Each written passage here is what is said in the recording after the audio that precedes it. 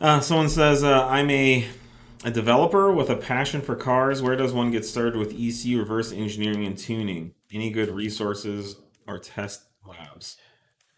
I mean, this job is it's hacking, you know, Basically, yeah. I mean, and if it was, yeah, it is. reverse It's in engineering. reverse engineering. So if you specialize in reverse engineering, you could certainly do a lot of good.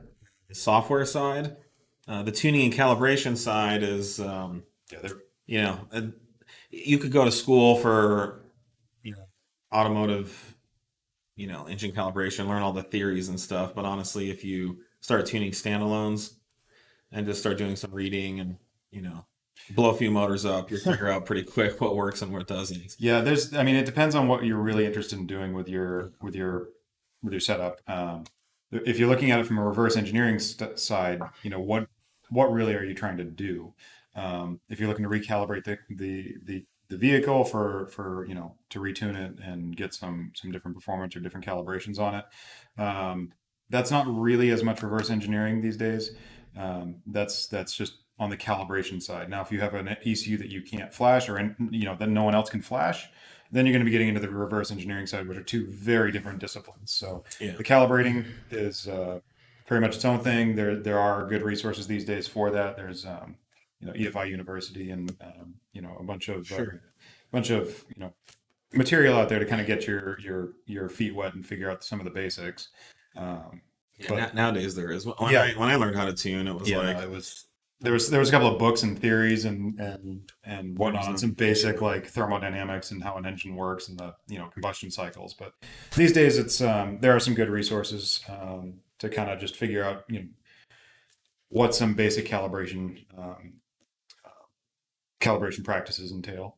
Yeah. The reverse engineering side, that's a whole nother that is very um, processor and software dependent on what exactly you have, what model of car, what generation of ECU software is on it. And I would suggest if you want to get started, I would start with something older, like mid 2000s, early 2000s.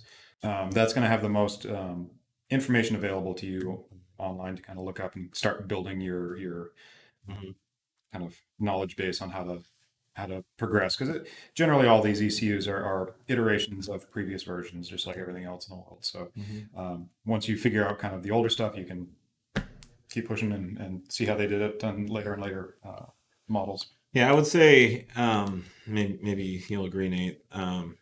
If you want to start dabbling with it, buy like a 18T A4 Yeah, 270 or and ATA4 go is find. I'm fine. sure there's flashes floating around online. Figure out how to flash the ECU. Get in there, see if you can access the maps. See if you can start tweaking. Yep, yep. Um, I know that's pretty much how Nate started, and Yeah, I mean S- it's how everybody has to Steve start somewhere. Steve, our developer, one of our developers, also Yep. just decided he actually bought an APR file for his car and figured there's got to be a better way to do this, and just went online and started figuring it out. Yep. The newer stuff's harder to get into, but the old, like the A4 is pretty much open Yeah. Oh source. yeah. There's so many resources out there, NV7. and it does help a lot in learning how things work, how things are structured, how the ECU kind of got their own little operating systems and how that interacts.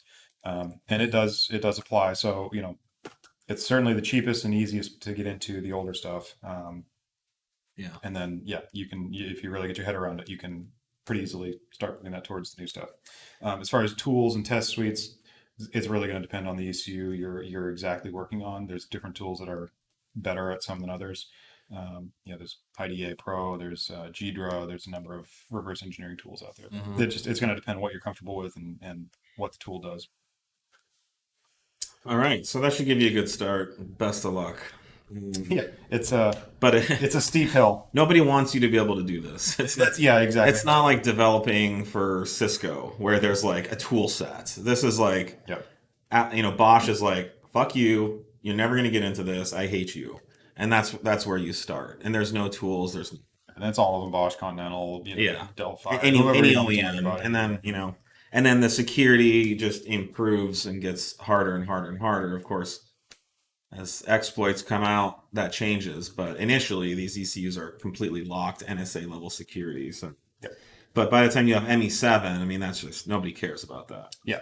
It's open source. Yep. And I mean, in the days ME7 came out, it was it was going to be like an untunable, impossible to crack uncrackable, ECU, and people were doing like Zener diodes and throttle bodies, cut the fenders and all yeah. these other things to try and get around Mhm. the software with some hardware hacks. But Yeah. eventually people figure out the exploits, the weaknesses, get in there, and then once you're in, you can do what you want with it.